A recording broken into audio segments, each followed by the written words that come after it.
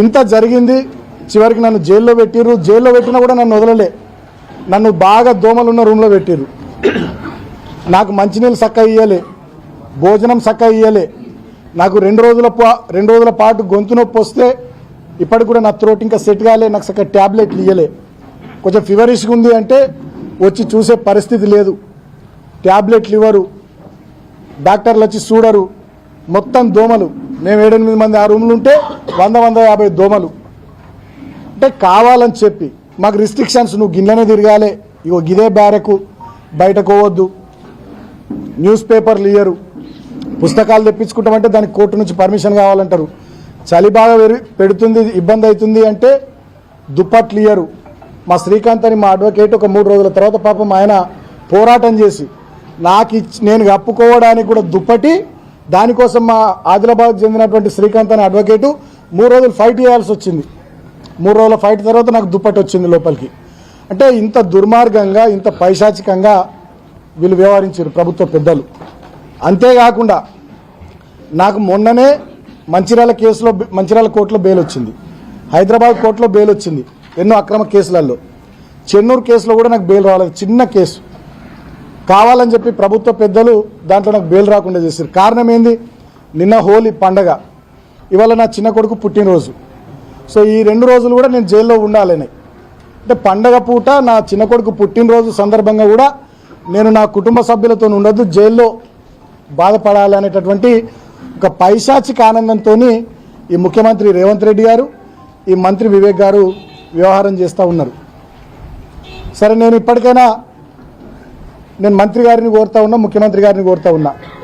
మీరు నన్ను 16 రోజులు జైల్లో పెట్టిర్రు, అనేక రకాల ఇబ్బందులు పెట్టిర్రు, మమ్మల్ని లాఠీచార్జ్ చేసి కొట్టిర్రు, మా మీదనే కేసులు పెట్టి అక్రమంగా జైళ్ళల్లో పెట్టిర్రు. ఇప్పటికైనా మీ కక్ష తీరింది, ఇప్పటికైనా మీ కడుపు మంట, మీ కళ్ళ మంట చల్లారింది అని చెప్పి నేను అనుకుంటా ఉన్నా.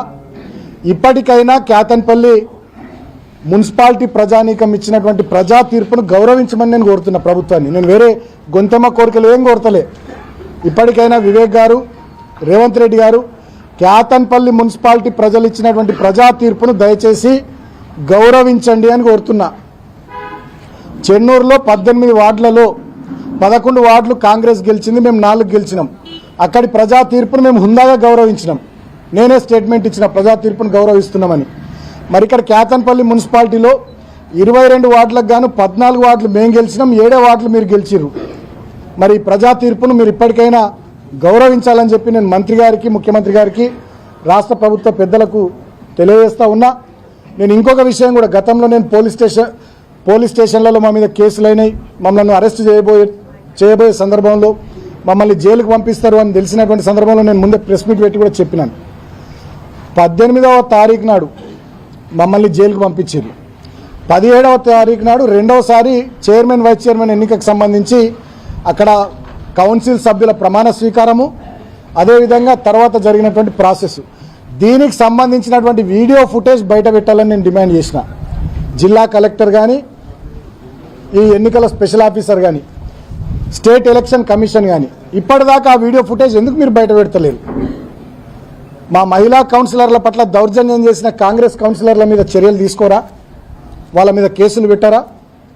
ఎక్స్ అఫీషియో సభ్యుడిగా ఉన్నటువంటి వివేక్ గారు ఆ కౌన్సిల్ మీటింగ్లో లేచి ఉపన్యాసం ఇస్తున్నాడు, ఇది రూల్స్కు విరుద్ధం. మరి ఆయన మీద కేసు పెట్టారా?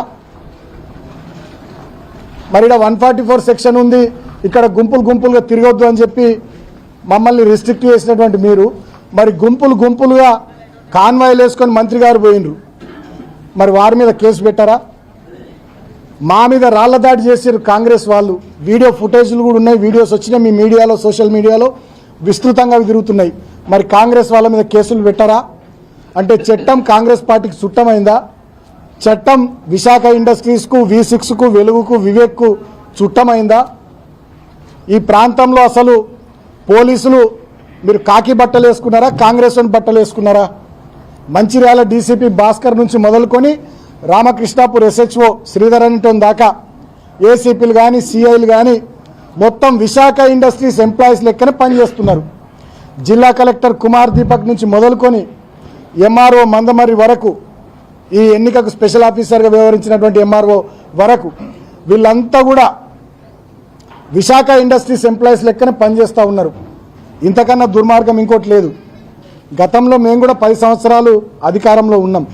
ఈ ప్రాంతంలో ఎన్నో మున్సిపల్ ఎన్నికలు జరిగినాయి, ఎంపీటీసీ జడ్పీటీసీ ఎన్నికలు జరిగినాయి, గ్రామ పంచాయతీ ఎన్నికలు జరిగినాయి, పార్లమెంట్ ఎన్నికలు జరిగినాయి, సింగిల్ విండో ఎన్నికలు జరిగినాయి.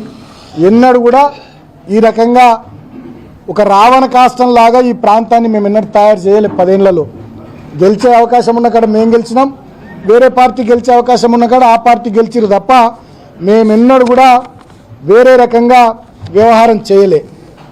ఇంకా దారుణం ఏంది, ఇంకా దుర్మార్గం ఏంటంటే ఇప్పటికి కూడా వీళ్ళ కళ్ళమంట సల్లార్తలే. మా భూమయ్య గౌడ్ గారు 11th వార్డు కౌన్సిలర్. ఆయన ఇంటి మీద సింగరేణి అధికారులు 30 సంవత్సరాలు వాళ్ళ నాన్నగారు అప్పటి నుంచి ఉంటున్న ఇల్లు 30 సంవత్సరాలు అయింది వాళ్ళు ఉండబట్టి. ఆయన భూమగౌడ్ గారి ఇంటి మీద పోయి దాడి చేస్తారు సింగరేణి వాళ్ళు. నాకు ఇప్పుడే ఒక వార్త కూడా వచ్చింది. ఇప్పటికీ మా కౌన్సిలర్లు ఎవరైతే 14 మంది ఉన్నారో వాళ్ళ బంధువులు, వాళ్ళ స్నేహితులు, వాళ్ళకి తెలిసిన వాళ్ళు ఎవరన్నా ఉంటే వాళ్ళ దగ్గరకు ఈ కౌన్సిలర్ల మీద ఒక పిటిషన్ బాలకసుమని కిడ్నాప్ చేసిందని చెప్పి ఇంకా బతిమలాడుకుంటా పోలీసు వాళ్ళు వాళ్ళ ఇళ్ళ చుట్టూ తిరుగుతున్నారట. బంధువుల ఇళ్ళ చుట్టూ, వాళ్ళ స్నేహితుల ఇళ్ళ చుట్టూ. ఇంత జరిగిన తర్వాత కూడా రాష్ట్రమంతా మిమ్మల్ని తూ అన్నాక కూడా ఇంకా 14 మంది మా కౌన్సిలర్లకు సంబంధించి బీఆర్ఎస్ పార్టీ, సిపిఐ పార్టీ మేమే మా కౌన్సిలర్లను కిడ్నాప్ చేసినామని చెప్పి పిటిషన్ ఇవ్వమని ఇళ్ళ పొంటి తిరుగుతున్నారట పోలీసు వాళ్ళు. ఇక మీకు ఎందుకయ్యా ఆ కాకి యూనిఫామ్ పోలీసు వాళ్ళు? ఆ కాంగ్రెస్ బట్టలు, కాంగ్రెస్ కండువాలు వేసుకొని తిరగరాదురి.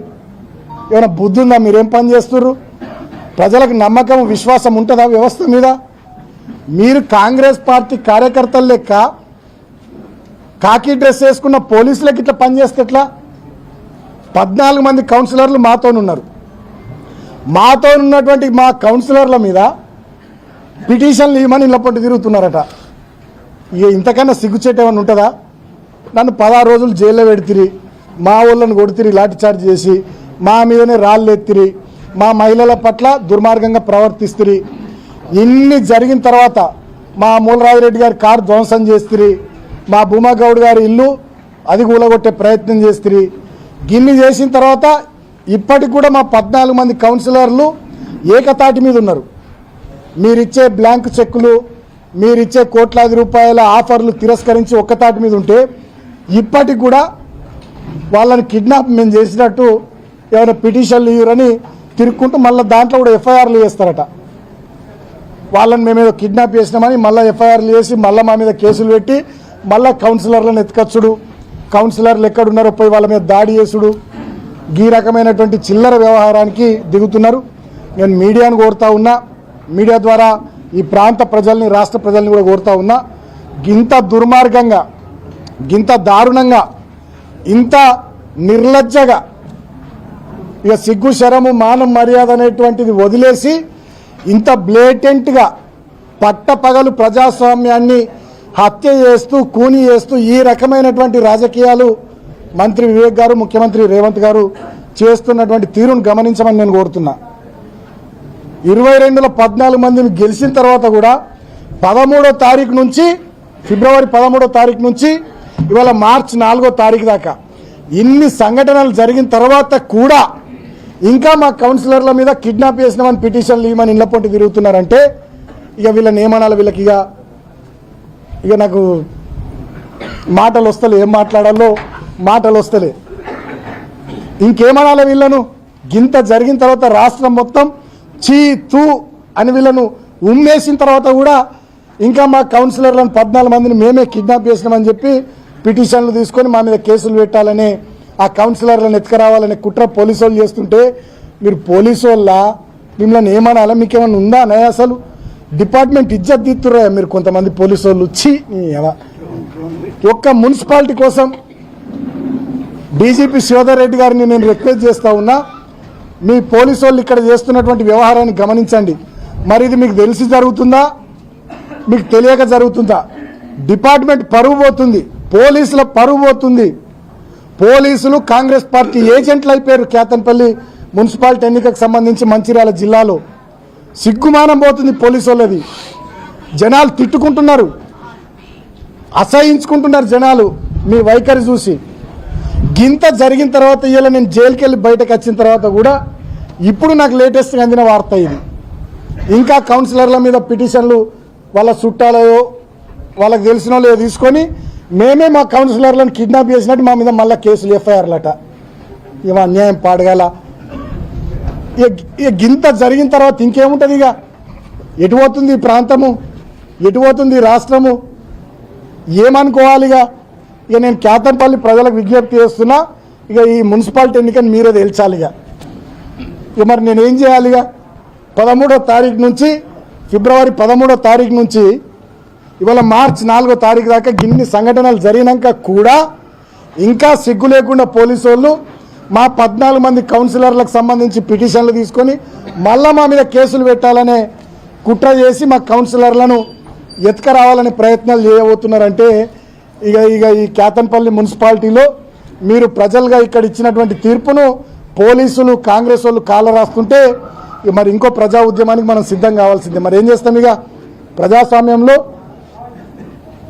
నిరసనల రూపంలో పోరాటాల రూపంలో తప్ప ప్రతిపక్షంగా మనం ఏం చేయగలుగుతాం? వాళ్ళ చేతిలో రాజ్యం ఉంది, వాళ్ళ చేతిలో పోలీసులు ఉన్నారు, తుపాకులు ఉన్నాయి, లాఠీలు ఉన్నాయి, అధికారం ఉంది. అక్కడ రేవంత్ రెడ్డి ఉన్నాడు నియంత, ఇక్కడ ఇంకా చోటా నియంత వివేక్ ఉన్నాడని చెప్పి పోలీసులు ఈ స్థాయిలో పెట్టేగిపోతే ఏం చేయాలి? ఇక అర్థం ఉందా? ఇక ఎన్నికలకేమన్నా అర్థం ఉందా? నాకు అర్థం కాదు. ఇక ఎన్నికలు ఎందుకు మరి? ఇక మీరే డైరెక్ట్ నామినేట్ చేసుకుంటే కదా వివేక్ గారు, నువ్వే డైరెక్ట్ నామినేట్ చేసుకుంటే కాదు ఇక కౌన్సిలర్లను, సర్పంచులను, ఎంపీటీసీలను, జెడ్పీటీసీలను, అంతే కదా. ఇక చెన్నూరు నియోజకవర్గంలో